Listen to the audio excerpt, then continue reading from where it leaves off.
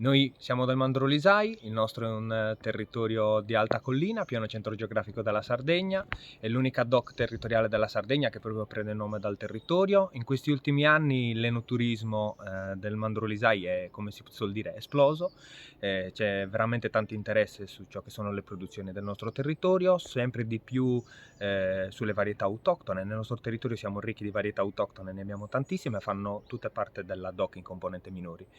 Il Mandrolisai DOC è appunto l'unica DOC territoriale della Sardegna che prende il nome dal territorio, è un uvaggio, sempre maggiore l'interesse proprio dei visitatori sulla nostra DOC territoriale.